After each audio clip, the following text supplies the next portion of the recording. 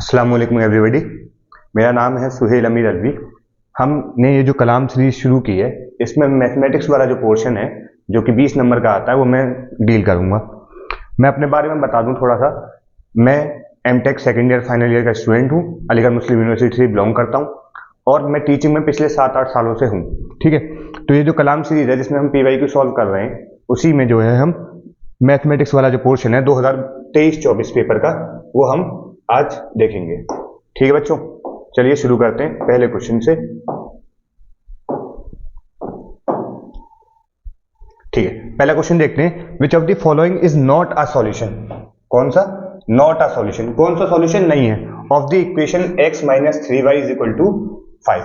इनमें से कौन सा ऑप्शन ऐसा है जो इस इक्वेशन का सॉल्यूशन नहीं है? ठीक है, तो इसको सॉल्व करने का तरीका क्या है कि नॉट अ सॉल्यूशन पूछा है तो सॉल्यूशन कई सारे हो सकते हैं। ठीक है, सॉल्यूशन इसके कई सारे हो सकते हैं, तो इसमें से पूछा है कौन सा सॉल्यूशन नहीं है, तो हम लोगों को एक एक ऑप्शन पुट करके देखना पड़ेगा, इक्वेशन को सेटिस्फाई कराना पड़ेगा। ठीक है, पहला ऑप्शन देखते हैं। ऑप्शन ए क्या दे रखा है? कभी भी जब ऑप्शन दिए हों, सॉल्यूशन दिए हों, तो पहला जो वैल्यू होती है वो x की होती है और दूसरी वैल्यू y की होती है। तो उसी के हिसाब से हम x और y की वैल्यू इक्वेशन में सेटिस्फाई कराने के लिए, पुट कराने के लिए रखेंगे। हम LHS = RHS करेंगे, LHS वाली साइड्स को सॉल्व करेंगे और देखेंगे कि आंसर RHS के बराबर यानी 5 के बराबर आ रहा है या नहीं आ रहा। ऑप्शन ए 1/7, -34/21, x की वैल्यू 1/7, y की वैल्यू -34/21 रखिए। x की जगह 1/7 -3, y की वैल्यू -34/21 -34/21 कितना हुआ बच्चों? ये 1/7 minus into minus plus 3 7 21, that is 34/7। ठीक बच्चों, अब एलसीएम लिया, बेस सेम है, एलसीएम दोनों का सेम है, तो ऊपर वाले डायरेक्टली ऐड लेंगे। 34 + 1 35, इट इज इक्वल टू 5। ठीक है बच्चों, तो ये क्या आ गया? RHS के बराबर आ गया, इक्वेशन RHS 5 के बराबर आ गया। इसका मतलब ये है कि ये जो है इसका सॉल्यूशन है, ये जो है 1/7 एंड -34/21, ये जो ऑप्शन ए है इसका सॉल्यूशन है। लेकिन आंसर में क्या पूछा है? नॉट अ सॉल्यूशन, तो ऑप्शन ए तो नहीं है। ऑप्शन बी पे देखते हैं। -3/5, x की जगह -3/5 माइनस इक्वेशन का 3 ब्रैकेट में y की value -28/15 -28/15 -3 5 15 is equal to -3/5 minus into minus plus 28/5। फिर से वही, बेस सेम है, डिनोमिनेटर सेम है, तो डायरेक्टली ऊपर वाले नंबर ऐड या सब्ट्रैक्ट हो जाएंगे। ये ऊपर प्लस माइनस माइनस हो जाएगा, 28 में से 3 माइनस करेंगे 25 आ जाएगा, which is equal to 25/5 which is equal to 5। फिर से RHS के बराबर हो गया, इसका मतलब ये भी सॉल्यूशन है। ऑप्शन बी भी इस इक्वेशन का सॉल्यूशन है। ऑप्शन सी को देखते हैं, विच इज -3/4 -3, y की जगह -17/12 -17/12 is equal to 3 4 12 -3/4 minus into minus plus 17/4 denominator same है, तो ऊपर वाले डायरेक्टली प्लस या माइनस हो जाएंगे। 17 - 3 कितना हो जाएगा? 14। 14/4 मतलब 7/2, क्योंकि 2 2 4 और 2 7 14, और 7/2 इज इक्वल टू 3.5।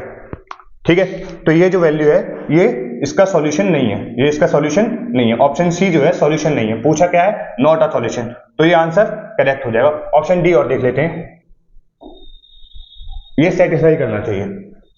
x की वैल्यू 3/7 -3, y की वैल्यू 32/21 3 7 21, तो ये वैल्यू हो जाएगी 3/7 -32/7 इज इक्वल टू 7, डिनोमिनेटर का सेम, 32 - 3 29, 32 - 3 कितने हो गए? 29, 29/7 which is equal to 4 point something, 7 4 28 which is equal to 4 point something होगा। तो इसका मतलब ये भी सॉल्यूशन नहीं है।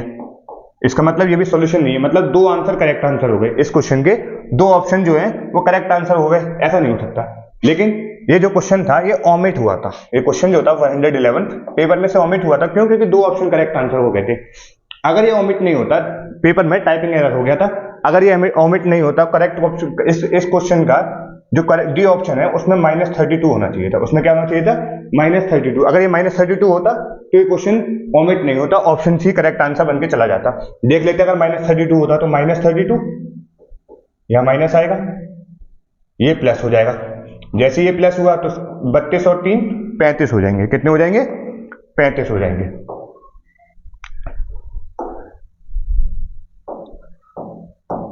सॉरी, यहां 32 आएगा।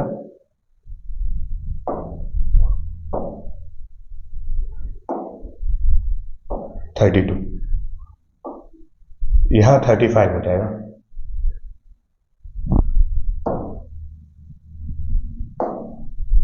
(35/7) ये अब 5 हो जाएगा। ठीक है बच्चों, तो इसका मतलब अगर ये -32/21 होता तो ये ऑप्शन सॉल्यूशन हो जाता, लेकिन जबकि ये 32/21 है तो ये सॉल्यूशन नहीं है। इसका मतलब ये क्वेश्चन जब पेपर में ओमिट हुआ था, अगर ये -32/21 होता तो इसका करेक्ट आंसर क्या हो जाता? ऑप्शन सी हो जाता। चलिए बच्चों अगले क्वेश्चन पे चलते हैं। 1030 into 1030/1 minus 10 square 30 degree. 1030 into 1030 degree over 1 minus 10 square 30 degree is equal to how much? ये पूछा है क्वेश्चन में, देख लेते हैं क्या होगा। 1030 into 1030 over 1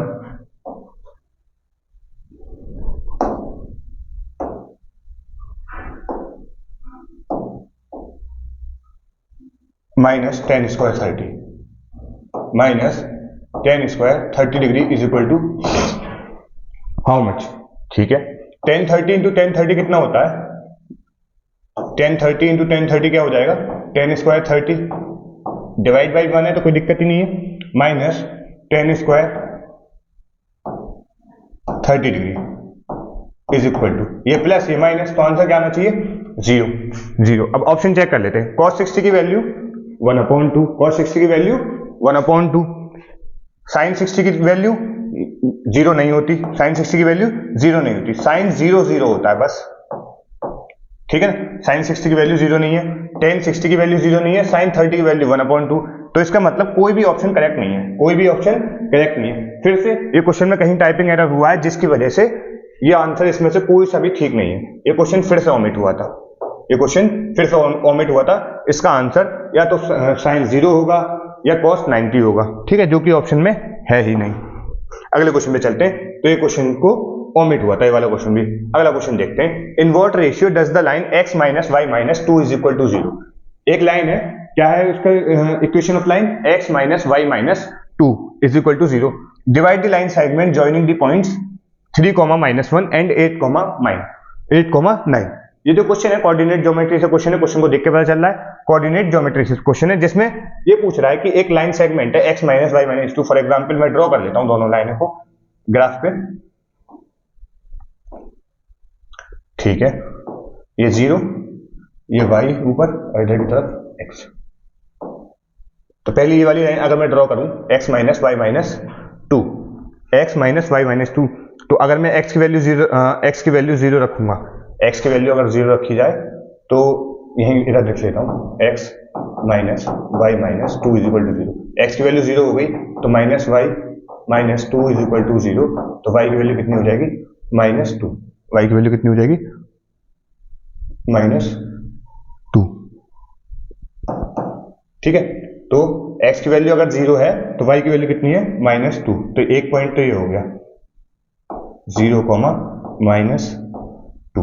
अगर y की वैल्यू 0 रख दी जाए, अगर इसी इक्वेशन में y की वैल्यू 0 रख दी जाए तो क्या हो जाएगा? x -0 -2 is equal to 0। ठीक है, तो ये -2 उधर चला जाएगा तो x की वैल्यू 2 हो जाएगी। अगर y की वैल्यू 0 है, अगर y की वैल्यू 0 है तो x की वैल्यू 2 हो जाएगी, ये वाला पॉइंट। तो ये कितना हो जाएगा? 2, 0। ठीक है, तो लाइन क्या बन जाएगी? ये लाइन बन जाएगी। ठीक है बच्चों, लाइन क्या हो गई? ये लाइन बन जाएगी, ये वाली x minus y minus 2 जो इक्वेशन है उसकी लाइन ये रही ग्राफ पे। इसी तरीके से अगर मैं इस लाइन को ड्रॉ करूं तो ये कहां बनेगी, x की वैल्यू 3 तो y की वैल्यू -1, x की वैल्यू अगर ये 2 है तो 3 यहाँ होगी और -1 मतलब ये बीच में होगी दोनों के, ये रहा पॉइंट, ठीक है। इसकी वैल्यू कितनी है 3, -1 एंड 8, 9, तो 8 इस तरफ होगा कहीं, यहाँ मान लिया हमने, यहाँ मान लिया 8 और 9 ऊपर की तरफ, तो यहाँ ये हो जाएगा 8, 9, ठीक है। इसको ज्वाइन कर दिया तो दूसरी लाइन ये हो गई। अब ये पूछ रहा है कि in what ratio does the line x - y - 2, मतलब ये वाली लाइन जो है किस रेशियो में इस लाइन को काट रही है, किस लाइन, तो जब ये इसे मैं एक्सटेंड करूंगा तो ये लाइन इसको काटेगी, ठीक है। ये जो पॉइंट है ये इसे इंटरसेक्ट कर रहा है, तो जब ये लाइन इसे काट रही है तो ये पूछा है कि किस रेशियो में काटेगी, मतलब इसका रेशियो जो होगा वो क्या होगा, ये जो लाइन बनी है इसका रेशियो किस रेशियो में इस लाइन को काटेगी। देख लेते हैं, मान लेते हैं कि हम ये जो है सी पॉइंट पे इंटरसेक्ट कर रही है, कहां पे इंटरसेक्ट कर रही है, सी पॉइंट पे इंटरसेक्ट कर रही है, तो मैं सी पॉइंट की वैल्यू निकालना चाह रहा हूं, ठीक है। सी पॉइंट की वैल्यू किससे निकालते हैं हम, जब भी कोई लाइन इंटरसेक्ट करती है तो हम फॉर्मूला कौन सा लगाते हैं, सेक्शन फॉर्मूला, कौन सा, सेक्शन फॉर्मूला, ठीक है,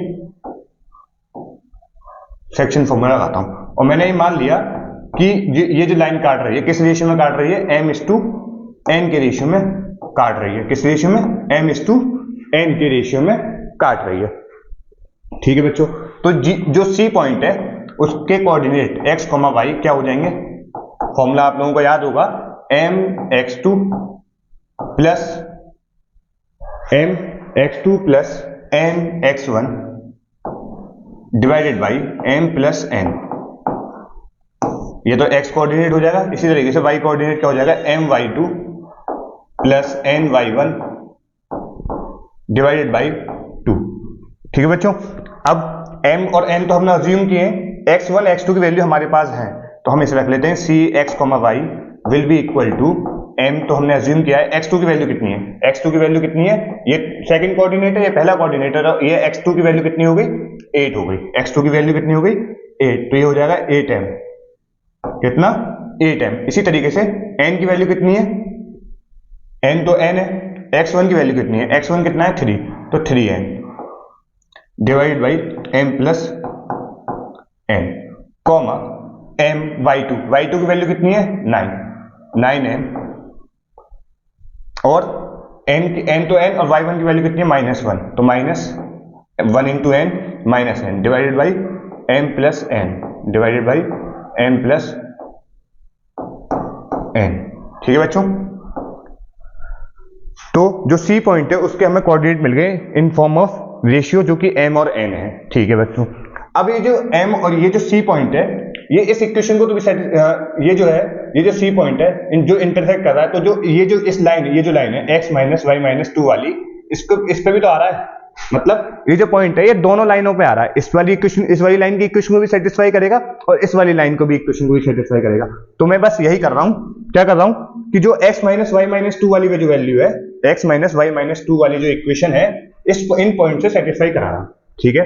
तो x - y - 2 इधर लिखता हूं, x - y - 2 is equal to 0, x की जगह मैं ये वाला x का कोऑर्डिनेट रखता हूं जो कि जहां पे इंटरसेक्ट कर रहा है, 8m + 3n, 8m + 3n divided by m+n minus y कितना है 9m - n, 9m - n divide by m+n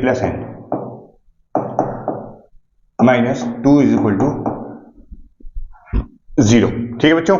अब 8m + 3n इसे ओपन कर लेता हूं, 8m + 3n divided by m+n, minus से मल्टीप्लाई कर दिया अंदर तो -9m, सॉरी मैं एलसीएम ले लेता हूं डायरेक्ट, है ना, एक बार में m+n ही एलसीएम आएगा, दोनों में डिनोमिनेटर सेम है तो m+n ही एलसीएम आ जाएगा, ये माइनस पूरा जो है ऊपर वाला डायरेक्टली ऐड हो जाएगा, तो ये -9m हो जाएगा और ये +n हो जाएगा, -2 इज इक्वल टू 0, 2 उधर चला गया तो ये इज इक्वल टू 2 हो गया, ये 2m+n भी उधर भेज देता हूं, 8m + -9m तो ये -m हो गया, 3n + n ये 4n हो गया, इज इक्वल टू ये दोनों उधर चला गया तो ये 2 × m+n हो जाएगा,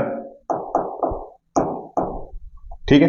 तो -m + 4n is equal to 2m + 2n, ठीक है बच्चों, ये माइनस एम उधर भेज देते हैं, एन को उधर ले जाते हैं, 4n minus 2n is equal to 2m plus m। ठीक है, तो ये हो जाएगा 3m और ये हो जाएगा 4 माइनस 2 2n। हमसे रेशियो पूछा है m/n का, तो m n इधर आ जाएगा, 3 इधर आएगा, तो m upon n is equal to 2/3। तो रेशियो क्या हो गया 2:3 विच इज ऑप्शन सी। तो हमने क्या किया इसमें, एक बार फिर से बता देता हूं, लेंथी क्वेश्चन है। इसमें हमने क्या किया कि जो x माइनस वाई माइनस 2 थी उसको इक्वेशन को जनरली एक आइडिया लेने के लिए हमने लाइन को ड्रॉ करा ग्राफ पे। सेम इसी तरीके से जो दूसरी एक लाइन थी उसको ड्रॉ किया, फिर हमने देखा कि ये यहाँ पे इंटरसेक्ट कर रहा है, ये यहाँ पे इंटरसेक्ट कर रहा है, तो इस सी पॉइंट के कोऑर्डिनेट निकाले हमने। कैसे निकाले, by using section formula. Section formula निकाला, हमने माना है कि ये जो लाइन है ये इसको किस रेशियो में काट रही है, m/n के रेशियो में काट रही है। तो m/n के रेशियो से हमने जो है सेक्शन फॉर्मूला का इस्तेमाल करते हुए इस सी पॉइंट के कोऑर्डिनेट निकाल दिए। सेक्शन फॉर्मूला क्या लगाया, mx2 plus nx1 over m plus n, और दूसरा y कोऑर्डिनेट क्या हो जाएंगे my2 plus ny1 over m plus n। तो हमें यहाँ से m और n के टर्म में ये जो वैल्यू मिल गई इस सी पॉइंट की। अब ये सी पॉइंट जो है ये दोनों लाइन पे लाई कर रहा है, तो इसका मतलब जब दोनों लाइन पे लाई कर रहा है तो जो x माइनस वाई माइनस 2 वाली जो लाइन है उसकी इक्वेशन को भी सेटिस्फाई करेगा। तो बस मैंने x और y की वैल्यू उसी इक्वेशन में पुट कर दी, और जो इक्वेशन बनी उसे सॉल्व कर लिया, और वो m ओवर n के टर्म में मैंने जो है आंसर निकाल लिया, जो कि 2:3 आया। लेंथी क्वेश्चन था।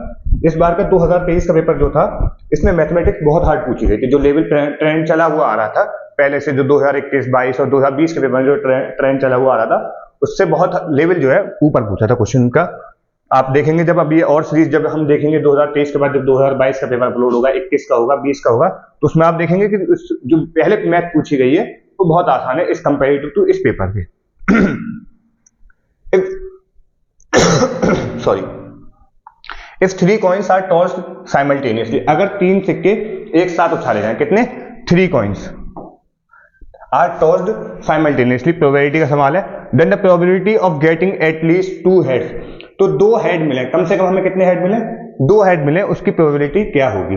ठीक है, तो देख लेते हैं कि जो हमारे रिजल्ट होंगे जब हम 3 सिक्कों को एक साथ उछालेंगे तो हमारे रिजल्ट जो होंगे वो क्या क्या होंगे। तो क्या हो सकते हैं, सबसे पहले हमें तीनों हेड मिल सकते हैं। क्या मिल सकते हैं, तीनों हेड मिले। ठीक है, पहली कंडीशन। दूसरी क्या कि मान लीजिए हमें 2 हेड मिले शुरू के दोनों सिक्कों में और एक टेल मिल गया, ऐसा भी हो सकता है। दूसरी कंडीशन क्या हो सकती है, इसके अलावा एक हेड मिले, बीच वाले में टेल मिल जाए और फिर से हेड मिल जाए, ऐसा भी हो सकता है। उसके बाद हमें क्या हो कि पहले वाले में टेल मिले, बाकी दोनों में हेड मिल जाए, ऐसा भी हो सकता है। ठीक है बच्चों, उसके बाद तीनों में क्या मिल जाए हमें, तीनों कंडीशन में तीनों सिक्कों में क्या मिल जाए हमें, टेल मिल जाए, ऐसा भी हो सकता है। उसके अलावा शुरू के दोनों में टेल मिले और फिर क्या मिल जाए, हेड मिल जाए, ऐसा भी हो सकता है। उसके अलावा पहले वाले में टेल मिले, फिर हेड मिले, फिर टेल मिले, ऐसा भी हो सकता है। और लास्ट में क्या हो सकता है कि पहले वाले में हेड मिले और बाकी दोनों में टेल मिल जाए। तो टोटल नंबर ऑफ ऑब्जर्वेशन जो बनेंगे, टोटल नंबर ऑफ रिजल्ट जो होंगे वो कितने हो जाएंगे, 1 2 3 4 5 6 7 8। ठीक है, तो 8 ऑब्जर्वेशन जो है हमारी हो सकती है कि 8 रिजल्ट पॉसिबल हैं, इनमें से कोई भी एक रिजल्ट पॉसिबल है। ठीक है, तो ये पूछ रहा है कि अगर 3 कॉइन को एक साथ उछाला जाए तो प्रोबेबिलिटी बतानी है एटलीस्ट 2 हेड्स, कम से कम 2 हेड, कितने, कम से कम 2 हेड मिले, ऐसी रिजल्ट्स की कितनी प्रोबेबिलिटी है। तो कम से कम 2 हेड कितने ऑब्जर्वेशन, तो प्रोबेबिलिटी क्या होता है, प्रोबेबिलिटी ऑफ एन इवेंट क्या होता है, number of outcome divided by total number of outcomes.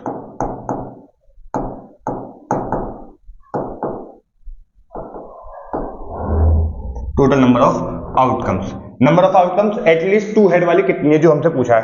तो एक तो ये रही जिसमें तीनों हेड है, कम से कम 2 तो है इसमें भी।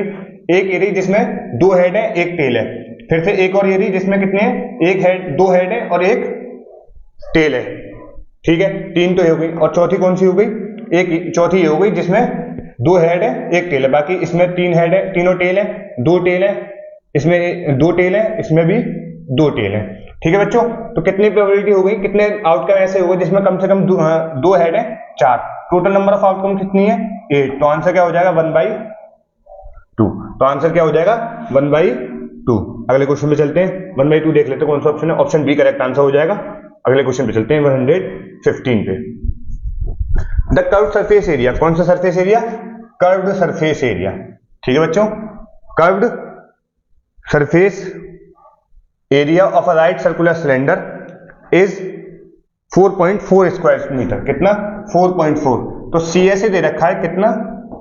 किसका? सिलेंडर का। CSA ऑफ सिलेंडर कितना दे रखा है? 4.4 और रेडियस दिया हुआ है कितना? 0.7 सेंटीमीटर रेडियस दिया हुआ है। तो हाइट पूछिए। ठीक है, ये आसान है, तो हाइट पूछिए, इसकी हाइट निकाल लेते हैं। CSA ऑफ सिलेंडर का formula 2πRh is equal to 4.4। ठीक है, 2 पाई की जगह 22/7, रेडियस हमें दिया हुआ है कितना? 0.7 सेंटीमीटर। कितना दिया हुआ है? 0.7 centimetre into h is equal to 4.4। ठीक है, तो h की वैल्यू हो जाएगी कितनी? 7 उधर जाएगा, बाकी सब नीचे। 4.4 इंटू 7 डिवाइडेड बाई 2, 22 और 0.7 तीनों नीचे। 2, 22 और 0.7। ठीक है, कैलकुलेट कर लेते हैं। ये पॉइंट मैंने यहां से हटाया तो ये पॉइंट यहां से हट जाएगा। ठीक है ना, क्योंकि ऊपर 10 जाएगा, नीचे 10 आएगा, वो 10 से 10 दोनों आपस में कैंसिल आउट कर देंगे। डायरेक्टली मैंने डेसिमल हटा दिए दोनों की। तो ये 7 से 7 कैंसिल आउट हो गया। 22 इंटू 2 44 हो गया, और 44 ही ऊपर है, तो ये कितना हो गया? 1 हो गया। कितना हो गया? 1 सेंटीमीटर। तो हाइट कितनी है सिलेंडर की? 1 सेंटीमीटर, जो कि है ऑप्शन ए। अगले क्वेश्चन पे चलते हैं। Question number 116। Sum of n terms of the series √2 plus √8 plus √18 plus √32 is. ठीक है, तो ये एक सीरीज बन रही है, इसमें शुरू के n टर्म्स, कितने टर्म्स? n टर्म्स के सम बताना है कितना होगा। ठीक है, देख लेते हैं। तो क्या पूछा है? √2 प्लस √8 प्लस √32 प्लस, कहां तक पूछा है? n टर्म्स तक पूछा है। n कहां तक पूछा है? √n तक। ठीक है, n टर्म्स पूछे तो √n तक जो है वैल्यू पूछी है। ठीक है, तो इसको कैसे लिख सकते हैं सीरीज को? √2 को √2 लिखा जा सकता है। ठीक है, प्लस 8 को कैसे लिख सकते हैं? 2 to the 4 to the 8। 16 छोड़ दिया क्या मैंने? 18 छोड़ दिया मैंने।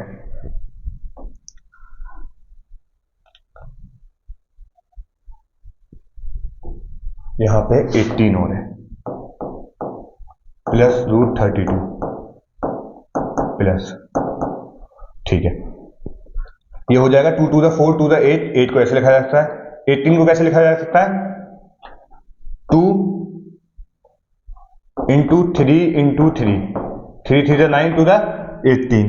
सेम इसी तरीके से इसको कैसे लिखा जा सकता है? 4 इंटू 4, 4 चौक 16 इंटू 2। सेम इसी तरीके से अब देखें हम, इसमें पैटर्न क्या मिल रहा है हमें? 2 इंटू 2, 2 3 इंटू 3, 4 इंटू 4। इसी तरीके से आगे कंटिन्यू चलता रहेगा। तो हमें आखिर में पैटर्न क्या मिलेगा?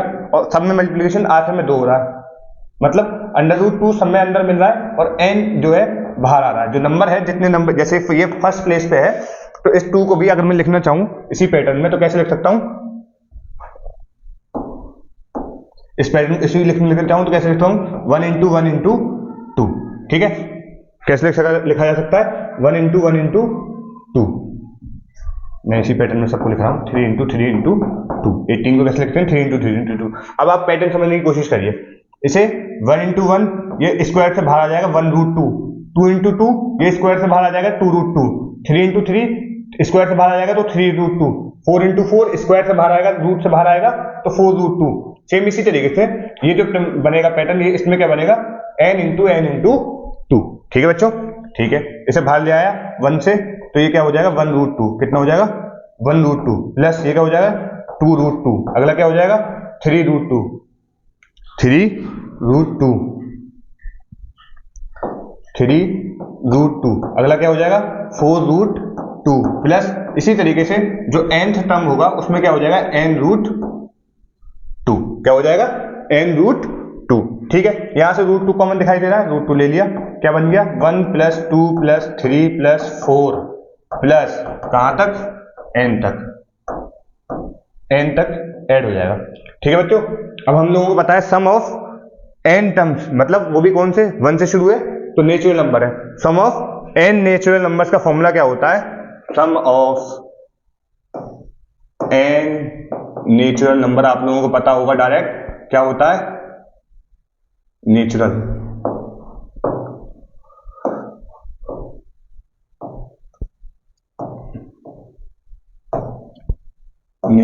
नंबर इज इक्वल टू क्या होता है, n plus 1 over 2, n plus 1, अरे यार n प्लस 1 ओवर 2। ठीक है, तो बस इसकी जगह मैं क्या रख दूंगा, ये फॉर्मूला रख दूंगा। तो रूट क्या हो जाएगा उसका, इनका सम पूरे टर्म का क्या हो जाएगा, √2 बाहर चल रहा है और 1 2 3 4 5 6 7 8 9 n तक क्या लिख दूंगा, n प्लस 1 ओवर 2। ये √2 से 2 कटेगा तो नीचे एक √2 रह जाएगा, तो n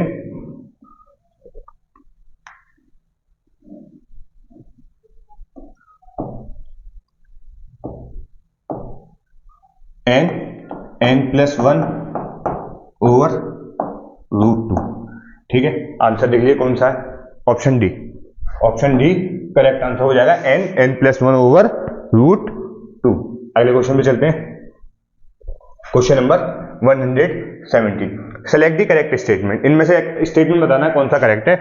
अब पॉलिनोमियल की बात की गई है और फिर उसकी क्या, पॉलिनोमियल के जीरोस की बात की गई है। तो पॉलिनोमियल के जीरोस मतलब पॉलिनोमियल के सॉल्यूशन। अगर 1 डिग्री का पॉलिनोमियल है, अगर 1 डिग्री का पॉलिनोमियल है तो उसके, अगर 1 डिग्री का पॉलिनोमियल है तो उसके एक सॉल्यूशन होते हैं। कितना, अगर 1 डिग्री का पॉलिनोमियल है तो एक सॉल्यूशन, अगर 2 डिग्री का पॉलिनोमियल है तो 2 सॉल्यूशन, अगर 3 डिग्री के हैं तो 3 सॉल्यूशन। मतलब अगर nth डिग्री का पॉलिनोमियल है तो उसके n ही सॉल्यूशन होंगे। n सॉल्यूशन को हम पॉलिनोमियल के केस में क्या कह देते हैं, जीरोस कह देते हैं। ठीक है, तो देख लेते हैं, एक polynomial of degree n can have at the most n zeros, ज्यादा से ज्यादा n जीरोस हो सकते हैं। ऐसा जो है मैक्सिमम वैल्यू कितनी हो सकती है, n जीरोस, पहला स्टेटमेंट कह रहा है। और polynomial of degree n has exactly n zeros, option B क्या हो जाएगा, करेक्ट आंसर हो जाएगा। मतलब जितने पॉलिनोमियल की डिग्री होती है उतने ही उसकी डिग्री, उतने ही उसके सॉल्यूशन होते हैं, जिसे हम जीरोस कहते हैं। और लग गया था अभी उसमें, option C, a polynomial of degree n may have more zeros than n। ये क्या कह रहा है, एक पॉलिनोमियल है जिसकी डिग्री n है, उसके n से ज्यादा, पता नहीं क्या लिख दिया, उसके n से ज्यादा पॉलिनोमियल डिग्री सॉल्यूशन हो सकते हैं। ऐसा नहीं है, ये भी ऑप्शन गलत, ये भी ऑप्शन गलत। एट मोस्ट नहीं, कम से कम एग्जैक्टली जो है, एट मोस्ट, ये पहला ऑप्शन जो कह रहा था एट मोस्ट, ज्यादा से ज्यादा, ऐसा नहीं है, ज्यादा से ज्यादा नहीं, मतलब इसके कहने का मतलब यह है कि कम भी हो सकते हैं। इसके कहने का मतलब क्या होगा, जब इसने कहा एट मोस्ट तो इसका मतलब ये हो गया कि कम भी हो सकते हैं, नहीं ऐसा नहीं है, उसकी जितनी डिग्री होगी उसके उतने ही एग्जैक्टली उतने ही जीरोस होंगे। तो ऑप्शन बी करेक्ट आंसर हो जाएगा। चौथा ऑप्शन क्या कह रहा है, एग्जैक्टली n-1 जीरोस, तो नहीं, ये भी नहीं है। तो एग्जैक्टली जितनी डिग्री है उतने ही उसके जीरोस होते हैं। अगले क्वेश्चन में चलते हैं, question number 118। What is the area of the largest triangle that can be inscribed in a semi circle of radius r। एक सेमी सर्कल है जिसका रेडियस कितना है, r। सेमी सर्कल, एक सेकंड, ये क्या हुआ,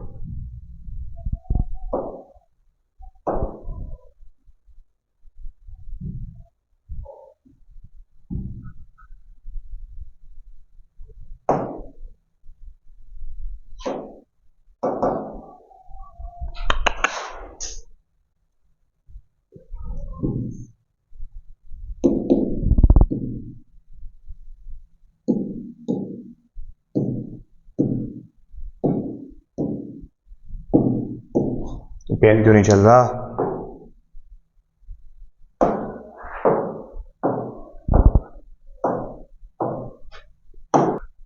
वन 18 कर रहे थे हम, तो क्या कह रहा था ये कि कौन उस ट्रायंगल का एरिया, उस ट्रायंगल का एरिया, लार्जेस्ट एरिया, किस ट्रायंगल का एरिया, जो कि एक सेमी सर्कल के अंदर आ सकता है, जो कि एक सेमी सर्कल के अंदर इंस्क्राइब किया जा सकता है, मतलब उसके अंदर आ सकता है। और उस सेमी सर्कल का रेडियस कितना है, r। इसका रेडियस कितना है, r, r इसका रेडियस है। तो अब हम जब इसमें ट्रायंगल बनाएंगे जिसका एरिया सबसे ज्यादा हो सकता है, वो कितना हो सकता है ट्रायंगल का एरिया, जिसकी हाइट मैक्सिमम हो कितनी, यहां तक, जो कि कितनी हो जाएगी r, और साइड से हम बेस कितना हो, पूरा डायमीटर के बराबर। तो बेस कितना हो गया डायमीटर के बराबर इस ट्राइंगल का, और हाइट कितनी हो गई r हो गई। ठीक है, तो अब इसका एरिया निकाल लेते हैं। क्या होता है area, area of triangle, area of triangle किसके बराबर होता है, हाफ बेस इनटू हाइट। तो question number 118, what is the area of the largest triangle, sorry क्या है question, what is the area of the largest triangle, largest triangle that can be inscribed in a semicircle of radius r। एक semi circle है जिसका radius कितना है r, draw कर लेते हैं। एक सेमी सर्किल है जिसका रेडियस है r। ठीक है बच्चों, तो उसके अंदर एक ट्राइंगल इंस्क्राइब करना है, वो भी कितना, कैसा इंस्क्राइब करना है, जिसका एरिया मैक्सिमम आए। ठीक है बच्चों, जिसका एरिया मैक्सिमम आए, तो मैक्सिमम एरिया कैसे आएगा, जब उस ट्राइंगल का बेस क्या हो, पूरा डायमीटर हो, पूरा बेस क्या हो उसका, डायमीटर के बराबर हो। ठीक है, बेस क्या हो गया डायमीटर के बराबर, और रेडियस कितना है इसका r, तो डायमीटर कितना हो जाएगा 2r। ठीक है, ये सेंटर है, और हाइट क्या हो, पूरे रेडियस के बराबर, सर्किल सेमी सर्किल का जितना रेडियस है उसके बराबर हाइट हो।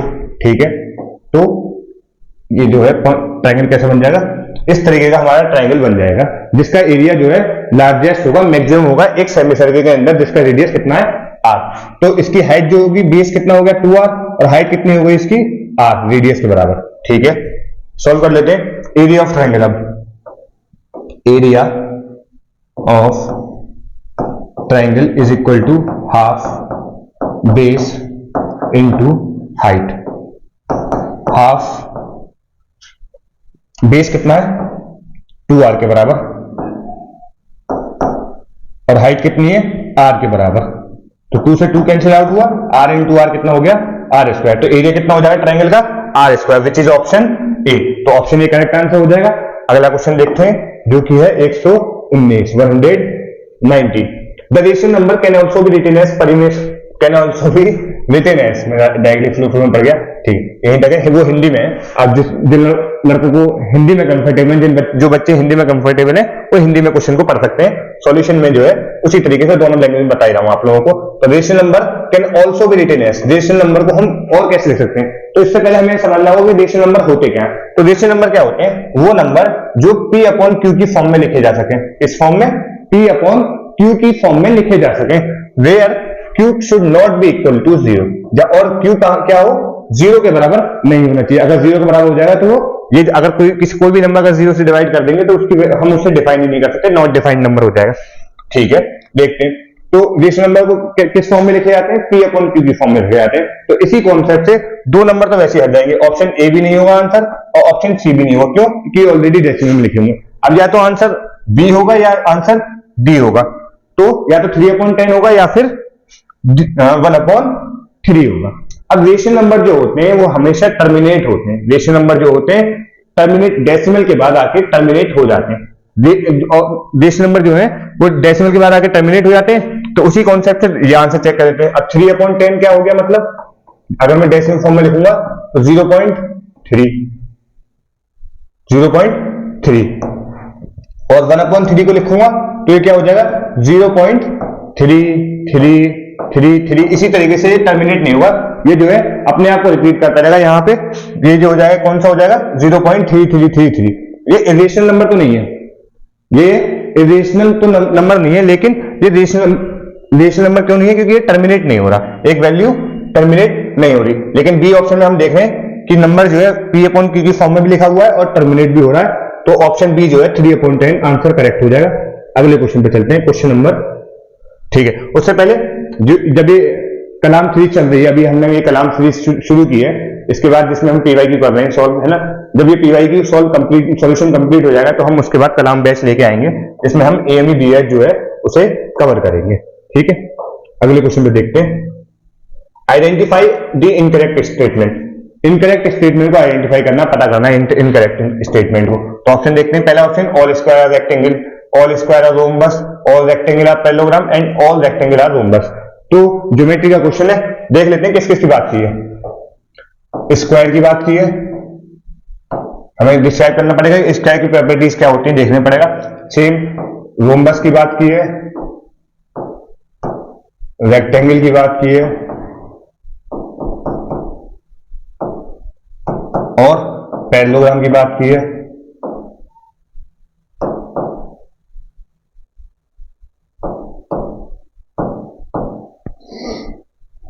तो square, rectangle, square rhombus, rectangle parallelogram, rectangle rhombus, ठीक है।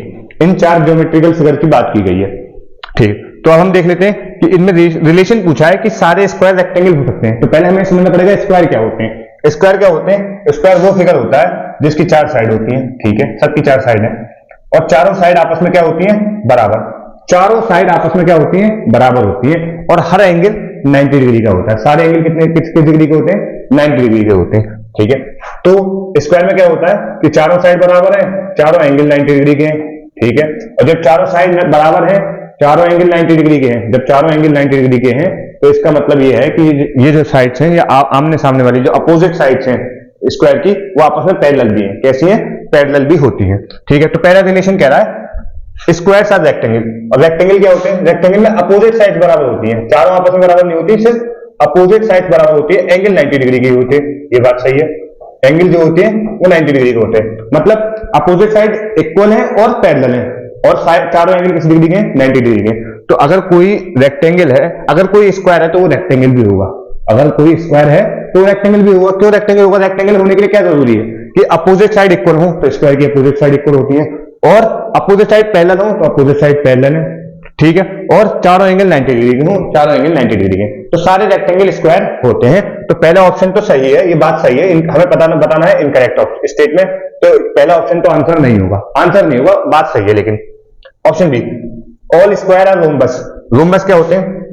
रोम्बस में क्या होता है कि चारों साइड आपस में बराबर होती है, चारों साइड क्या होती है? आपस में बराबर होती है।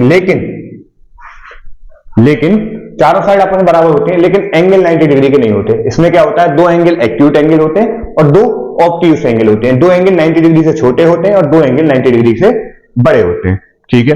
तो रोम्बस की जो स्टेटमेंट है कि स्क्वायर आर रोम्बस, सारे स्क्वायर रोम्बस होते हैं, बात सही है। क्यों? रोम्बस के लिए क्या जरूरी है? होने के लिए क्या जरूरी है कि चारों साइड बराबर हो, स्क्वायर की चारों साइड बराबर होती है, ठीक है, बस कंप्लीट बात।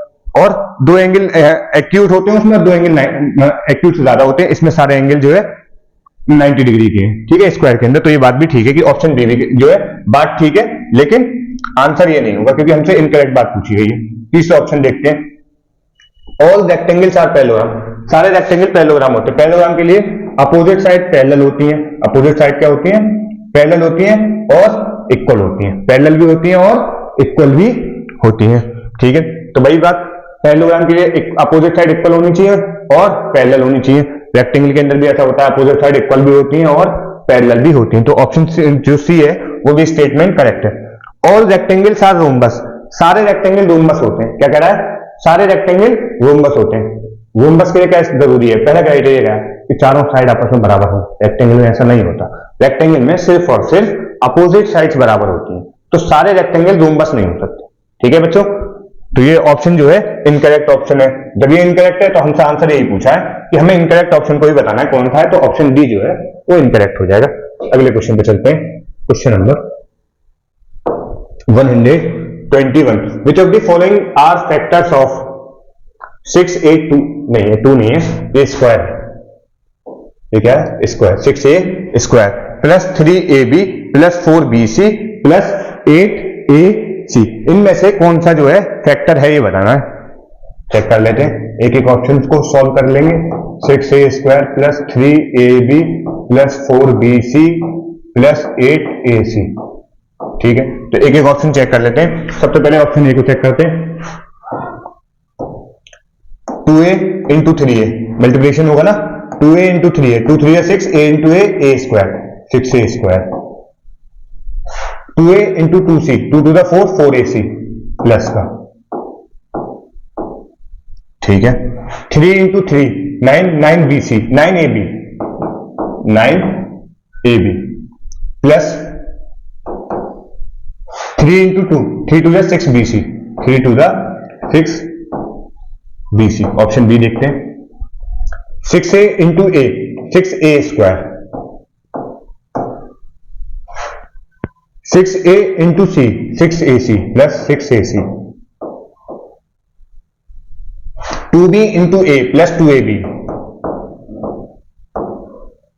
2b into C plus 2bc, ठीक है। Option C 3a into 2a, 3 2 6a square,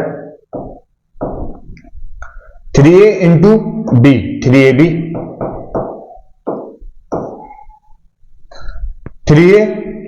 4c into 2a 4 to the 8 8ac,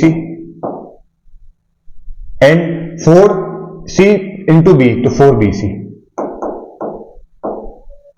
option D और देख लेते हैं, फिर मैच कर लेंगे किससे मैच कर रहा है।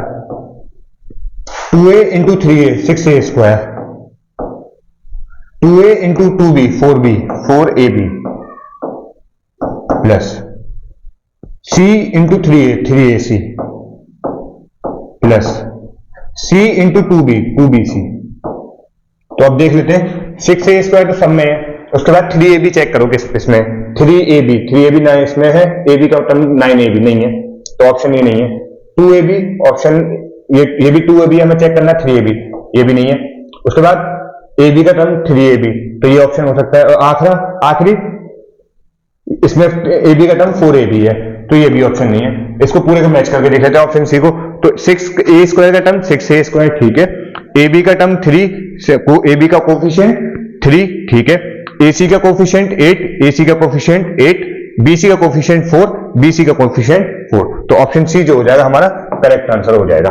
ठीक है बच्चों, अगले क्वेश्चन पे करने चलते हैं। इसमें बस हमने जो है ब्रैकेट को खोला, मल्टीप्लिकेशन किया, बस सिंप्लीफिकेशन किया और इक्वेशन मैच करा दिया। What should be added to -3/5 to get -1। एक सेकेंड, -12 है -1 है, -1। ठीक बच्चों, ये 12 नहीं है, -1 है। What should be added to -3/5 -3/5 में क्या ऐड किया जाए, तो आंसर क्या बने, -1 बने। मान लिया हमने कि x ऐड करना है, ठीक है, तो आंसर -1 बनना चाहिए। तो x इक्वल टू क्या हो जाएगा, -1, ये उधर चला जाएगा तो +3/5, माइनस का इधर तो +3/5, एलसीएम क्या हो जाएगा 5, ये हो जाएगा 5 बंदा 5 -5 +3, ठीक। -5 +3 कितना हो गया, -2, -5 +3 कितना हो गया, -2/5। तो ऑप्शन क्या हो जाएगा, ऑप्शन बी करेक्ट आंसर हो जाएगा। ऑप्शन बी जो है करेक्ट आंसर हो जाएगा। अगले क्वेश्चन पे चलते हैं, क्वेश्चन नंबर 123। दो आइडेंटिकल सॉलिड क्यूब है, ठीक है, दो सॉलिड क्यूब है जो आइडेंटिकल है ऑफ साइड ए, साइड कितनी है उनकी ए, are joint end to end, उन दोनों को मिला दिया गया एंड टू एंड, कोने से कोना मिला दिया गया, एक एंड से दूसरे end. Then the total surface area of the resulting cuboid. तो जब हमने क्यूब मिलाए हैं तो क्या बनेगा, क्यूबॉइड बन जाएगा। क्या बन जाएगा, एक क्यूबॉइड बन जाएगा। तो उसी का टोटल सरफेस एरिया बताना है, ठीक है।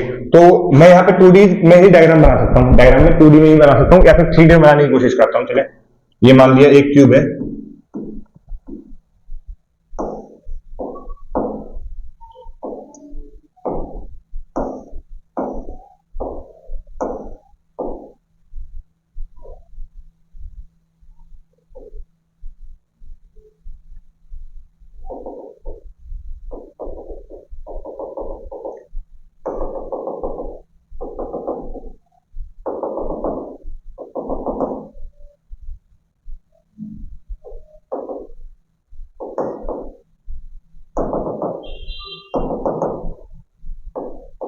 ठीक है।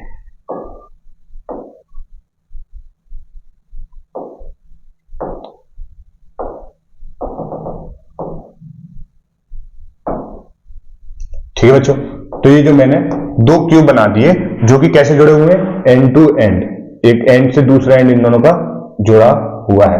तो अब आप देख पा रहे हैं कि ये जो इसकी लेंथ थी एक क्यूब की ए है, ठीक है, ये एक क्यूब ए के बराबर है, ठीक है, दूसरा क्यूब भी किसके बराबर हो जाएगा, ए के बराबर हो जाएगा, ठीक है। तो ये दोनों क्यूब एंड टू एंड जुड़े हुए हैं, तो इसकी लेंथ क्या हो गई, अब ये वाली साइड जो हो गई लेंथ जो हो गई, ये 2a हो गई। क्या हो गई, 2a, एक साइड उसकी 2 हो गई। अब ब्रेथ देखेंगे आप, जो ये जो क्यूबॉइड बन गया इसकी ब्रेथ कितनी है, ब्रेथ अब भी इसकी कितनी है, a ही है, और हाइट भी इसकी चेंज नहीं हुई है, हाइट भी कितनी है, a ही है। तो बस क्या हो गया, a। तो बस क्या हुआ कि इसकी लेंथ दुगनी हो गई, ब्रेथ और हाइट सेम है, ठीक है। तो हमसे पूछा क्या है, टोटल सरफेस एरिया पूछा है इसका, तो TSA ये बना क्या है, cuboid, TSA of cuboid. Formula याद होगा आप लोगों को, क्या होता है, 2 मल्टीप्लीकेशन में LB plus BH plus HL, ठीक है। तो ये हो जाएगा 2, LB की जगह रखा हमने, L की जगह 2A और B की जगह A, तो 2A इंटू A क्या हो जाएगा, 2A स्क्वायर प्लस B की जगह A और A की जगह A, वो H की जगह A, तो H A into A square plus H की जगह A और L की जगह 2A, तो 2A स्क्वायर। तो ये कितना हो जाएगा, 2 2 4 1 5, 5A square, 2 into 5A square, कितना हो गया, 2 पंजे 10, 10A स्क्वायर। तो 10A स्क्वायर ऑप्शन सी जो है वो करेक्ट आंसर हो जाएगा। अगले क्वेश्चन पे चलते हैं।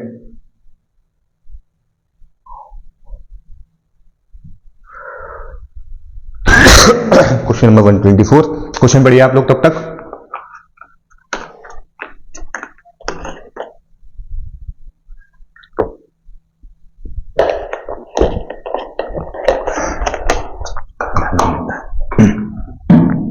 क्या है question, the product of two number is 96, दो नंबर का प्रोडक्ट क्या है, 96।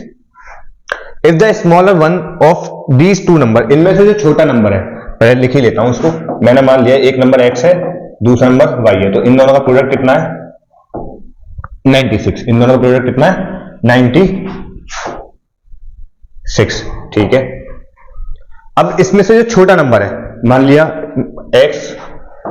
x जो है स्मॉल है, इनमें से छोटा है इन दोनों नंबर में, और y जो है लार्जर नंबर है,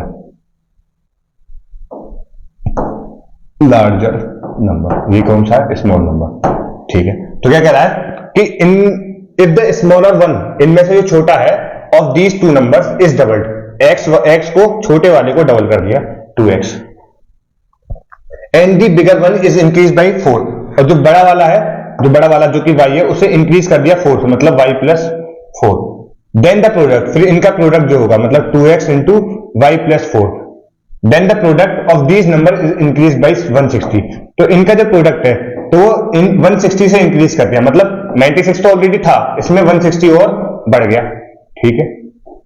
अब वैल्यू बतानी है, चलिए कर लेते हैं। तो 2x इंटू वाई, तो 2xy, ठीक है, 2x into 4 to the 8x is equal to 96 plus 160 कितना हो गया, 6, 6 9 15 और 1 और 1 2, 255, तो ये हो गया 256। 2xy plus 8x is equal to 256, 2xy, x into y किसके बराबर है, 96 के बराबर, तो xy की जगह 96 लिख दिया, plus 8x is equal to 256, ठीक है। ये कितना हो गया, 2 6 12, 1 carry, 2 9 18 1 19 1 92 is plus 8x is equal to 256, 192 उधर गया, तो 8x is equal to 256 minus 192, तो 8x की वैल्यू हो जाएगी कितनी,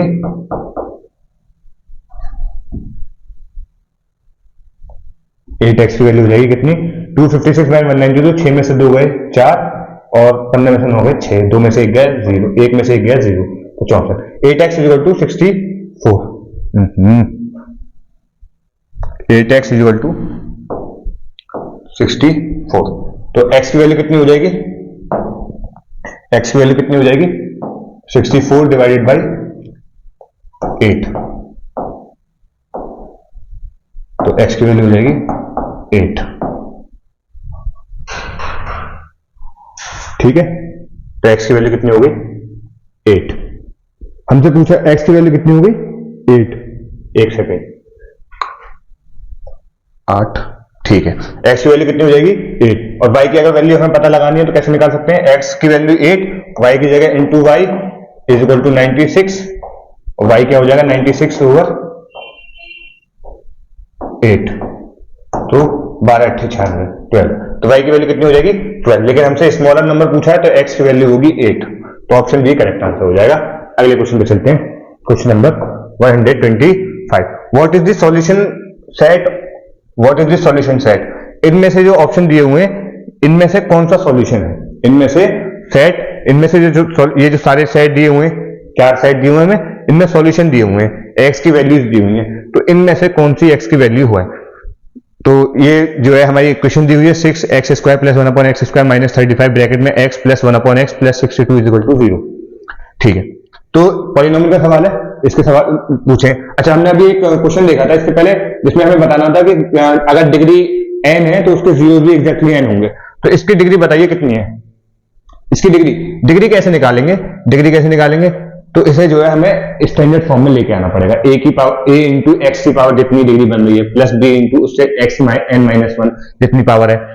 तो इसी तरीके से जब मैं इसकी डिग्री देखूंगा तो यहां से मैं देख रहा हूं कि x² एलसीएम में है तो x² ऊपर भी है, तो x² इंटू x² x की पावर 4, मतलब ये 4 डिग्री पॉलिनोमियल है। इसके 4 वैल्यूज होंगी, मतलब इसके 4 सॉल्यूशन होंगे, 4 जीरोज होंगे। तो देखिए हर सेट में 4 ही ऑप्शन है, हर सेट में 4 ही वैल्यूज है, इसका मतलब इसके 4 जीरो हैं। तो हमें अब ये सॉल्व करना पड़ेगा। चलिए सॉल्व करते हैं, लेंथी प्रोसेस है, ठीक है, फिर भी सॉल्व करते हैं। चले 6 इंटू x² प्लस 1/x²। थोड़ा सा मैं पेन छोटा कर लेता हूं उस क्वेश्चन के लिए।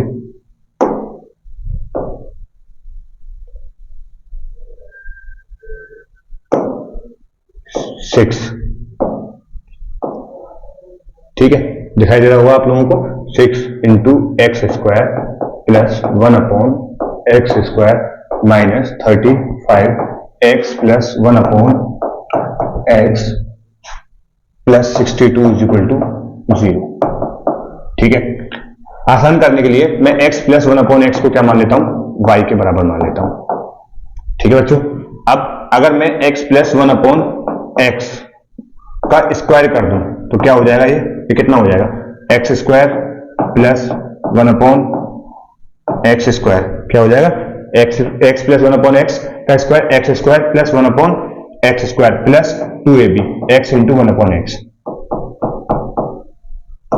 तो ये हो जाएगा प्लस 2। तो x² प्लस 1/x² प्लस 2 जो कि x प्लस 1/x का होल स्क्वायर। अब x प्लस 1/x को हमने y माना हुआ है तो ये हो जाएगा y का स्क्वायर। तो x² प्लस 1/x² की वैल्यू मैं यहां से फाइंड आउट करना चाह रहा हूं, तो x² प्लस 1/x का स्क्वायर क्या हो जाएगा, y² माइनस 2। ठीक है, अब इस इक्वेशन को हम y के टर्म में सॉल्व करते हैं। ठीक है, तो 6 x² प्लस 1/x² की जगह हम क्या लिखेंगे, y² minus 2, 6 y² minus 2 minus 35 x plus 1/x की जगह रखेंगे हम y plus 62 is equal to 0। Bracket के खोलिए, 6y² minus 6 2 12 minus 35y plus 62 is equal to 0। 62 में से 12 माइनस किए तो ये 50 बच गए।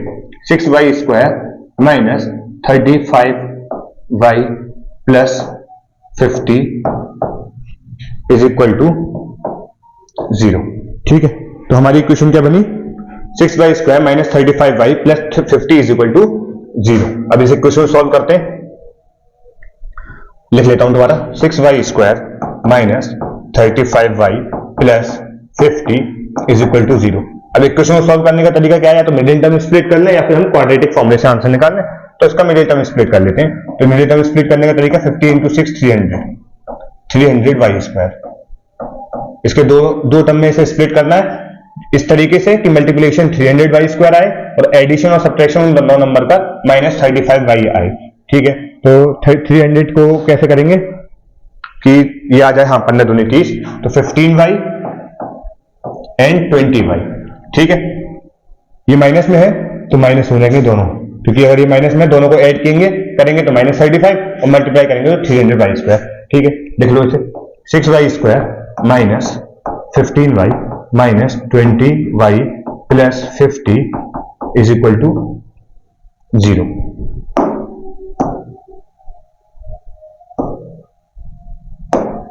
Is equal to 0। ठीक है, यहां से कितना कॉमन आ जाएगा, 3।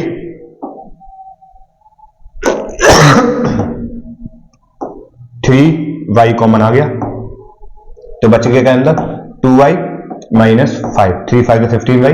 ठीक है, तो 2y माइनस 5 तो आना है ये, इज इक्वल टू 0। यहां क्या आ जाएगा 10। प्लस का माइनस का 10, ठीक है। 3y माइनस 10 एक टर्म आ गया, दूसरा term 2y minus 5 is equal to 0। तो यहां से y के दो सॉल्यूशन वैल्यू मिल गई। क्या मिल गई? 3y minus 10 is equal to 0 और एक और क्या मिलेगी? 2y minus 5 is equal to 0। तो y की वैल्यू यहां से क्या मिल गई? 10/3, यहां से क्या मिल गई? 5/2, ठीक है। अब y क्या है? y को हमने क्या अज्यूम किया है? y को हमने अज्यूम किया है किसके बराबर? x प्लस 1/x के बराबर, ठीक है। y को जो है x प्लस 1/x के बराबर लिख दो, ठीक है। तो x plus 1/x is equal to, एक बार y की वैल्यू 10/3 है, एक बार y की वैल्यू क्या है? 10/3। सॉल्व करो इसे, ये 1 एलसीएम x आया, ये हो जाएगा x square plus 1 is equal to 10/3। ये 3 क्रॉस मल्टीप्लाई करेंगे, 3 into x square plus 1 is equal to, ये x उधर गया 10x, ठीक है। तो ये हो जाएगा 3x स्क्वायर, ये 10x से इधर आ जाएगा तो माइनस का 10x, और ये प्लस 1 तो है, 3 1 3 इज इक्वल टू 0। अब फिर से कोई इक्वेशन लेनी, फिर से सॉल्व करना पड़ेगा, मिडिल टर्म स्प्लिट करेंगे, मिडिल टर्म स्प्लिट किए इसके, तो क्या आ जाएगा? 3x square, 3 3 9x square. कुछ गलत कर दिया क्या?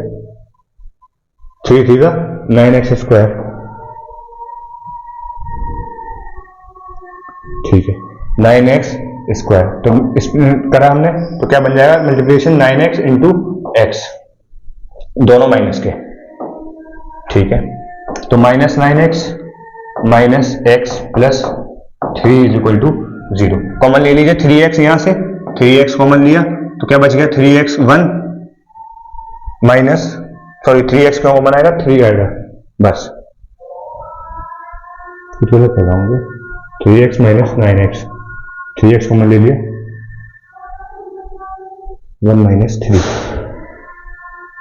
3x स्क्वायर है ये, वही तो मैं कह रहा हूं, 3x स्क्वायर। तो यहां से 3x कॉमन ले लिया तो यहां बच गया 1, तो sorry x minus 3 3 9x, x minus 3 यहां बच गया। और इसी तरीके से x माइनस 3 जो इधर बचना है ये इज इक्वल टू 0, और ये सब बाहर आ जाएगा माइनस का 1, ठीक है। तो एक वैल्यू आ गई 3x minus 1 is equal to 0, और दूसरी आ जाएगी x minus 3 is equal to 0, ठीक है। x minus 3 is equal to 0। तो यहां से x की वैल्यू आ गई 1/3, और x की वैल्यू यहां से कितनी आ गई? 3, ठीक है। तो दो वैल्यूज तो हमें मिल गई इसके सॉल्यूशन की, एक 3 मिल गई, एक 1/3 मिल गई, ठीक है। सेट को चेक कर लेते हैं, जिसमें 3 भी है और 1/3 भी है। इसमें 3 भी है, 1/3 भी है। इसमें सिर्फ 3 है, 1/3 नहीं है। इसमें 1/3 है लेकिन 3 नहीं है।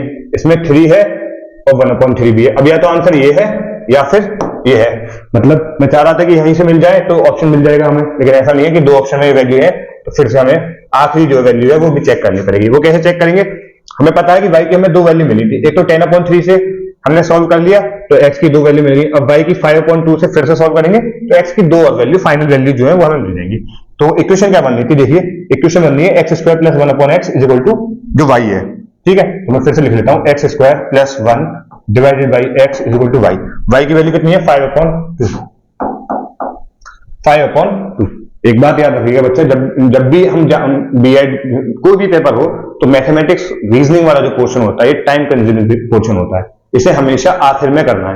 क्यों? क्योंकि अगर आप ऐसे क्वेश्चन में पहले ही बैठ जाएंगे करने तो ये ऐसे क्वेश्चन जो है बहुत टाइम कंज्यूम करते हैं। इस तरह के क्वेश्चन जो है बहुत टाइम कंज्यूम करते हैं, जिससे आपका आगे का पेपर जो है आप पे प्रेशर आएगा तो आप प्रेशर में और क्वेश्चन हल करेंगे। इसलिए हमेशा याद रखना है कि जो टाइम कंज्यूमिंग पोर्शन होते हैं, स्पेशली मैथ्स, रीजनिंग, इस तरीके के पोर्शन जो होते हैं पेपर के सबसे आखिर में करने चाहिए, ठीक है ना। क्यों? क्योंकि ऐसे क्वेश्चन से बचा जा सके पहले ही, ठीक है बच्चों। और क्वेश्चन देख जब आप पढ़ेंगे, हम बैच में पढ़ेंगे, जब आप पूरी तैयारी करेंगे तो आपको क्वेश्चन देख के आइडिया हो जाएगा कि इस क्वेश्चन में कितना टाइम लगना है और इसको कब करना है, ठीक है। तो इस तरीके के क्वेश्चन सबसे बिल्कुल पेपर के आखिर में करने चाहिए, ठीक है। आखिरी वैल्यू निकाल लेते हैं, x square plus 1 over x is equal to 5/2।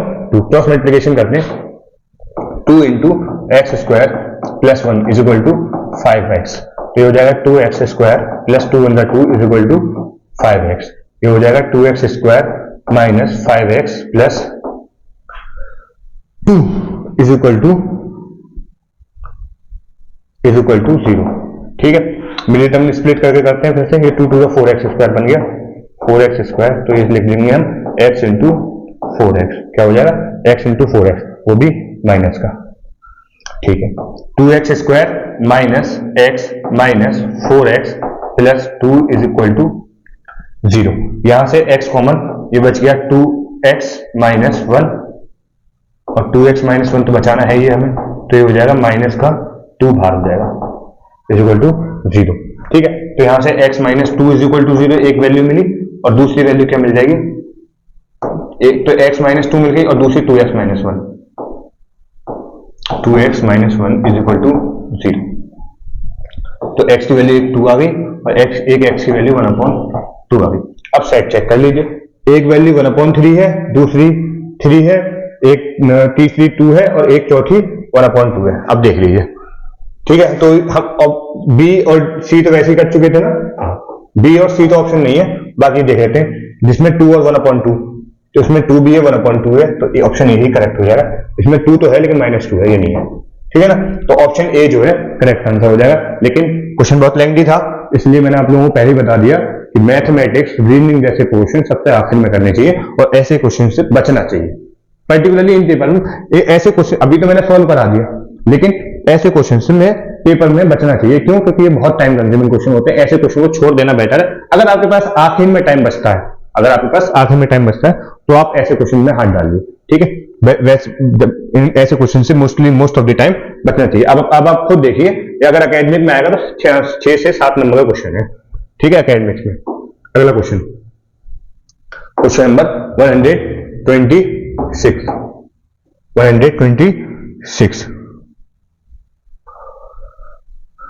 126 what is the value of sin x minus cosec है, cosec x ब्रैकेट में cos x minus sec x bracket में tan x plus cot x। ठीक है, फिर से अच्छा question, फिर से एक मुश्किल क्वेश्चन। इस पेपर में काफी मुश्किल क्वेश्चन पूछे गए, मैंने आपको पहले बता चुका हूं, इस पेपर में क्वेश्चन का लेवल ज्यादा था। ठीक है, सॉल्व करते हैं हम। ट्रिग्नोमेट्री से क्वेश्चन है, ट्रिग्नोमेट्री से इसका क्वेश्चन है। तो वैल्यू 126, तो sin x लिख लेता हूं मैं पूरे को, minus cosec x cos x minus sec x bracket में tan x plus cot x। ठीक है, चलिए सॉल्व करते हैं। मैं पेन की स्ट्रोक छोटी कर लेता हूं थोड़ी। sin x को 1/cosec x,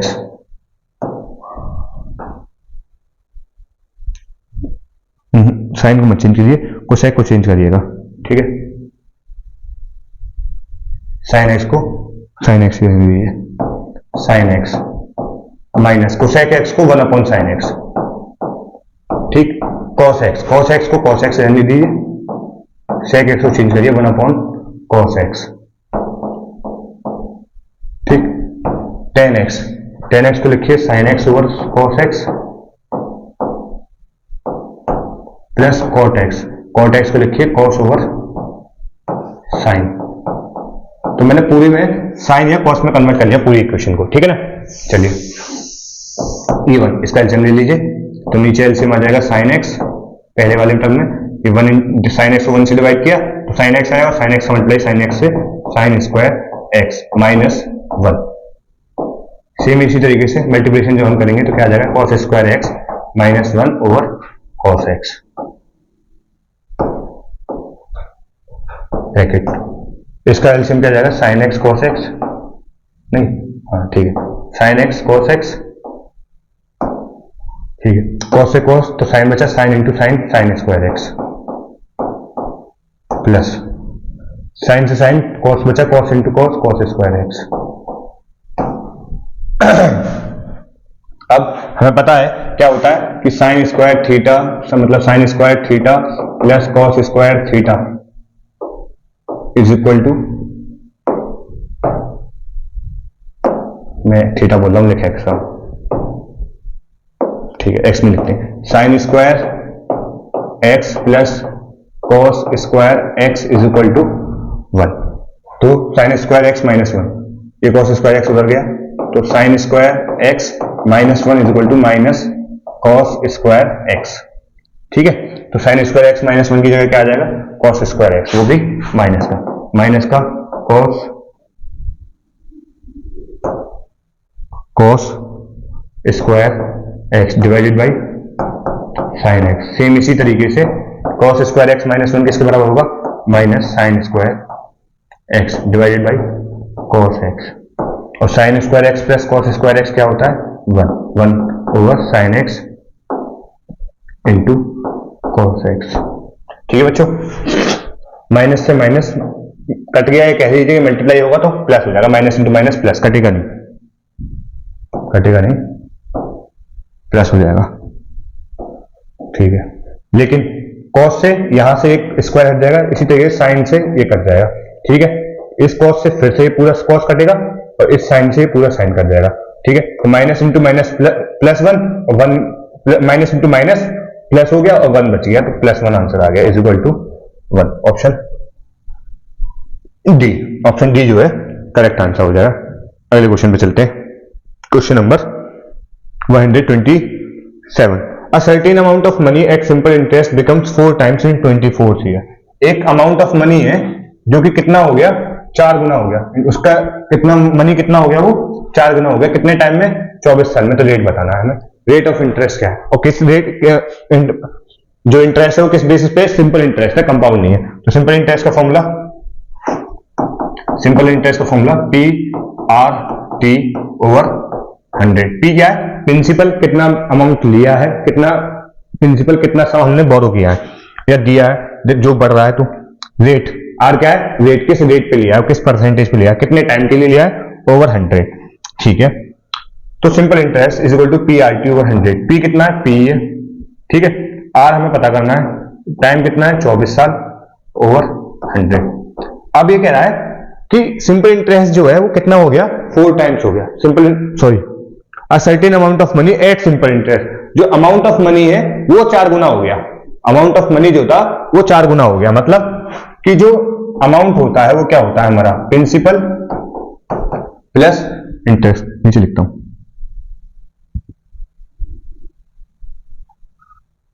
अमाउंट क्या होता है प्रिंसिपल प्लस इंटरेस्ट। तो अमाउंट अगर हमने प्रिंसिपल पी लिया था तो अमाउंट कितना हो गया, 4 गुना हो गया, 4p is equal to p plus i. तो मैं यहां से इंटरेस्ट निकाल सकता हूं 4p माइनस p, ठीक है बच्चों। कितना हो जाएगा, 3p। मतलब इंटरेस्ट कितना हो गया उस पर, 3p, उसे 3 गुना इंटरेस्ट मिल गया, ठीक है। उसने दिया p था, दिया उसने मान लीजिए 10 रुपए दिए थे, तो उसे मिले कितने, 4 गुना, मतलब 40 रुपए मिले। तो उसमें उसे इंटरेस्ट कितना मिला, 30 रुपए तो मिले। तो इसी तरीके से इंटरेस्ट कैसे हो गया, अमाउंट जितना हो गया प्लस माइनस जितना उसने अमाउंट दिया था, मतलब जितना सम उसने जमा किया था, तो इंटरेस्ट कितना मिला उसे, 3p का मिला। तो यहां पे मैं इंटरेस्ट की जगह सिंपल इंटरेस्ट कितना हो जाएगा, 3p, ठीक है। तो ये 3p into 100 is equal to p into R into 24। p से p कैंसिल आउट हो गया तो r हो जाएगा 3 into 100 over 24 is equal to rate 3 अट्ठे 24, 4 दूनी 8, 4 25 100, 2 25 को 2 से डिवाइड किया 12.5। तो रेट कितना हो गया, 12.5% पर एनम, ठीक है। तो 12.5, अच्छा ये नीचे होना चाहिए, थोड़ा सा गलत लिख गया, 12.5%, ठीक है। तो ऑप्शन ए करेक्ट आंसर हो जाएगा, उसमें सब में गलत तरीके से लिख गया थोड़ा, 12.5%, ठीक है। 12.5 रेट कितना हो जाएगा, 12.5% पर एनम। अगले क्वेश्चन पे चलते हैं, अगली स्लाइड पे, ठीक है।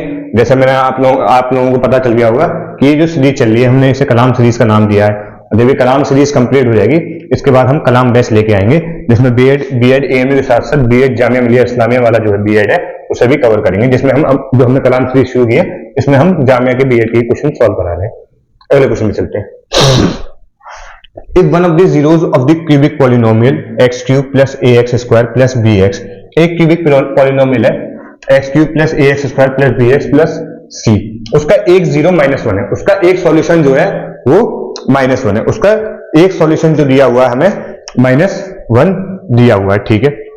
पॉलिनोमियल लिख लेता हूं, x cube plus ax square plus bx plus c is equal to 0। ये तो क्यूबिक पॉलिनोमियल हो गया। इस क्यूबिक पॉलिनोमियल का एक सम जो है वो क्या है, -1 है। मतलब एक सॉल्यूशन, एक x की वैल्यू एक जो है वो कितनी है, -1। तो यहां से इक्वेशन क्या बन जाएगी, x + 1 = 0। ठीक है, तो एक जो है = -1 है। अभी पूछा है then the product of other 2 0, तो बाकी दोनों जो जीरो है उसका प्रोडक्ट कितना होगा, उसका प्रोडक्ट कितना होगा। तो क्यूबिक पॉलिनोमियल जो प्रोडक्ट होते हैं हम उन्हें ज्यादातर जनरली डिनोट करते हैं किससे, जीरोस को, हमने मान लिए जीरोस को हम डिनोट जो करते हैं वो किससे करते हैं, जीरोस को डिनोट करते हैं हम अल्फा बीटा और zeros are alpha beta gamma, alpha beta gamma से हम जो है डिनोट करते हैं, अल्फा बीटा गामा से डिनोट करते हैं। ठीक है, अब हमें पता है फॉर्मूले कि क्या, कि प्रोडक्ट ऑफ जीरोस क्या होता है, प्रोडक्ट ऑफ जीरो मतलब अल्फा बीटा गामा का मल्टीप्लिकेशन किसके बराबर होता है, -d/a। अब d क्या है, यहाँ पे और a क्या है, तो आप लोगों को पता होगा क्यूबिक पॉलिनोमियल की स्टैंडर्ड फॉर्म जो होती है वो क्या होती है, ax² + bx² + cx² + d = 0। ठीक है, ये स्टैंडर्ड फॉर्म है, इसके हिसाब से फॉर्मूला हुआ है -d/d। अब स्टैंडर्ड फॉर्म से a और d और a की वैल्यू देख लेते हैं हम क्या क्या है हमारी इस स्टैंडर्ड फॉर्म के हिसाब से हम अपनी जो इक्वेशन है, जो अपनी पॉलिनोमियल है उसमें वैल्यू देख लेते हैं, a की क्या वैल्यू है और d की क्या वैल्यू है। तो यहां से मुझे दिखाई दे रहा है a क्या है, x³ का कोफिशिएंट है, a क्या है, x³ का कोफिशिएंट, तो x³ का कोफिशिएंट यहाँ पे क्या है 1, तो x³ का कोफिशिएंट 1 है, मतलब a की वैल्यू हमारे केस में कितनी है 1। d क्या है, d एक कांस्टेंट है, तो कांस्टेंट की वैल्यू यहाँ पे कितनी है c, तो d की वैल्यू हमारे केस में कितनी है c।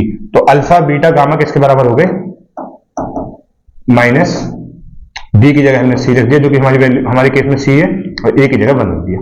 ठीक है, अब मुझे पता है कि एक जीरो जो है वो कितना है -1, एक जीरो हमें दिया हुआ है ऑलरेडी -1, और बाकी दोनों का प्रोडक्ट पूछा है, तो बाकी दोनों का प्रोडक्ट लिख लेते हैं। तो alpha into beta into gamma, gamma कितना है -1 और -c/1 कितना हो गया -c।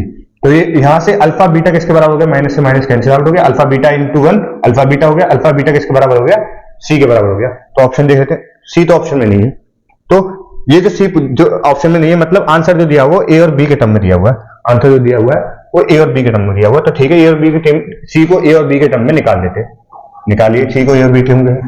ये जो इक्वेशन दी हुई है इसको लिखिए a और b के टर्म में, तो लिख लेता हूं दोबारा इक्वेशन, पहले x³ + ax² + bx + c = 0। ठीक है, मैं c की वैल्यू मुझे निकालनी है, सारे टर्म को उधर भेज देता हूं, c = -kx³ प्लस में माइनस ही होगा, ये भी -k ax² -k bx। ठीक है बच्चों, तो ये क्या हो जाएगा -x³ -ax² -k bx, c की वैल्यू इसके बराबर हो जाएगी। ठीक है, अब यहाँ पे जो जीरो है, जो एक सॉल्यूशन है उसकी वैल्यू पुट कर दीजिए जो कि है -1, तो x की जगह -1 रख दीजिए, -1 का क्यूब -a -1 का स्क्वायर -b -1। तो कितना हो जाएगा, -1 का क्यूब माइनस हो जाएगा, -1 हो जाएगा, और -1 इंटू -1 कितना हो जाएगा +1 -1 का स्क्वायर 1 हो जाएगा, और -a इंटू 1 कितना हो जाएगा -a -1 इंटू -b कितना हो जाएगा +b। तो c की वैल्यू कितनी होगी 1 - a + b। ऑप्शन देखिए, 1 प्लस का 1 किस केस में, इस केस में a माइनस का ये, तो ये वैल्यू हो गई ऑप्शन ए। इसको मैं ऐसे भी लिख सकता हूं, पहले b लिख लिया, फिर -a लिख लिया और आखिर में +1, तो b - a +1। ऑप्शन सी जो है, ऑप्शन ए जो है वो करेक्ट आंसर हो जाएगा। तो इसलिए इस क्वेश्चन का अगले क्वेश्चन पे चलते हैं। इस बार ये जो पेपर है लेंथी पेपर है। A person had sold a table for ₹423, तो सेलिंग प्राइस कितनी है 423 रुपए, और उसे लॉस हुआ है कितना, लॉस का परसेंटेज कितना है 6%। ठीक है, बेची उसने 423 रुपए की है, तो लॉस हो गया उसे 6% का।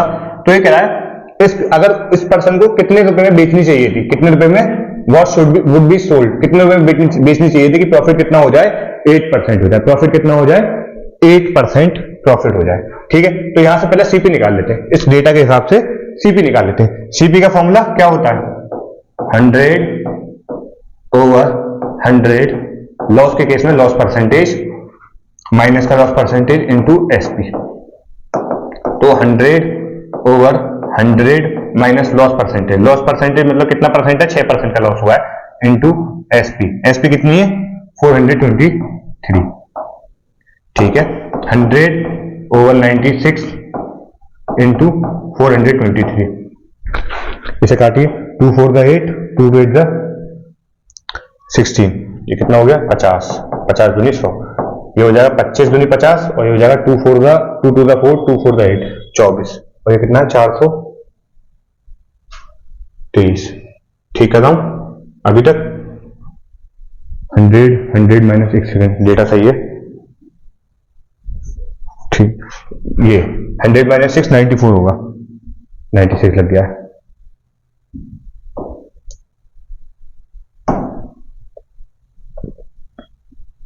-6 94 होगा, ये गलती हो गई, तो ये 2 से काटा 50, और ये 2 से काटा 2 4 का 8, 2 7 का 14, 17, 47, और 47 को 423 से काटेंगे तो कितना टाइम जा रहा है, 9 टाइम्स जाएगा, तो ये 9 टाइम्स चला गया, 9 5 का 45, 450, तो उसकी सीपी कितनी आ गई, 450। अब कह रहा है, क्वेश्चन में क्या कह रहा है कि उसे कितने रुपए का बेचना चाहिए था, कितने रुपए का बेचना चाहिए था ताकि उसे प्रॉफिट कितना हो जाए, 8% प्रॉफिट हो जाए, ठीक है। तो गेन परसेंटेज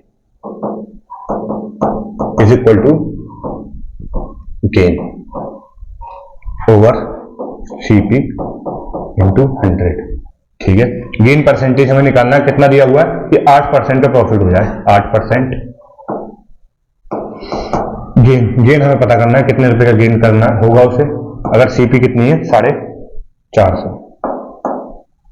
इंटू 100, तो गेन की वैल्यू कितनी आ गई, 450 इंटू 100 ओवर 8, 450 मल्टीप्लिकेशन में गया ओवर 8, उल्टा लिख दिया, लंबा हो गया ना पेपर।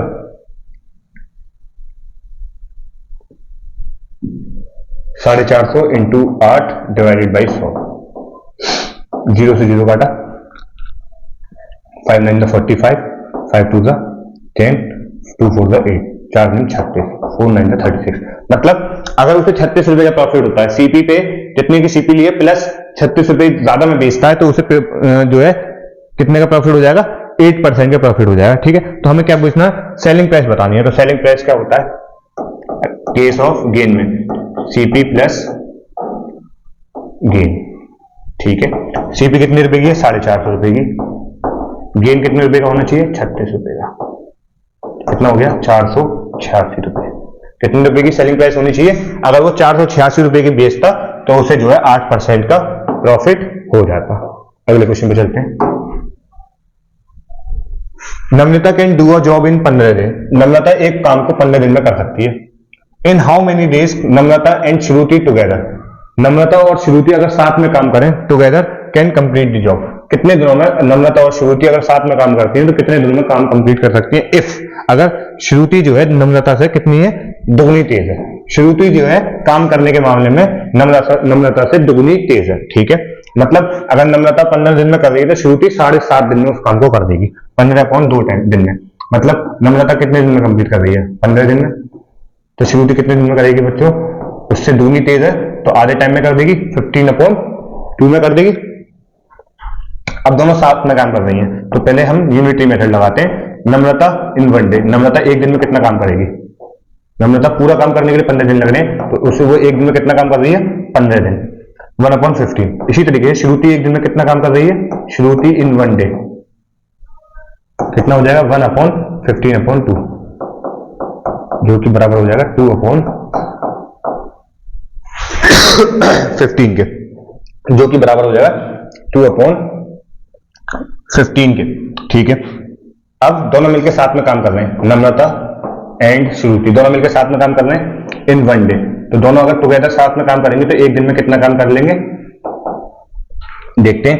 तो दोनों मिलकर साथ में काम करेंगे तो नम्रता एक दिन में इतना कर रही है, श्रुति एक दिन में इतना कर रही है, तो 1/15 प्लस 2/15, 15 एलसीएम, 2 + 1 3, तो 3/15, तो एक दिन में दोनों कितना काम करेंगे 3/50 और हमें टोटल टाइम निकालना है कितना लगेगा, तो जस्ट इसका क्या कर दें हम रेसिप्रोकल कर दें, इसका क्या कर दें रेसिप्रोकल कितना हो जाएगा टाइम टेकन टुगेदर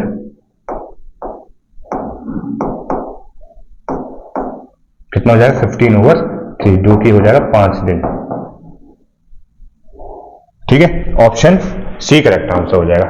ठीक है बच्चों, तो इसी के साथ ये जो है PYQ के 20 सवाल जो थे वो कंप्लीट होते हैं और ये जो कलाम सीरीज है, ये कलाम सीरीज कंप्लीट हो जाएगी। तो जैसे आप लोगों ने देखा, जब ये कलाम सीरीज कंप्लीट हो जाएगी इसके बाद हम कलाम बैच को लेके आएंगे जिसमें B.Ed AMU, B.Ed Jamia, B.Ed integrated जो AMU ने शुरू किया अभी BA B.Ed BSc B.Ed उसको सबको कवर करेंगे। तो उसके लिए आपको रेडी रहने के लिए क्या करना है, चैनल को सब्सक्राइब कर लेना है और बेल आइकन को प्रेस कर लेना है। Thank you everyone, Allah Hafiz.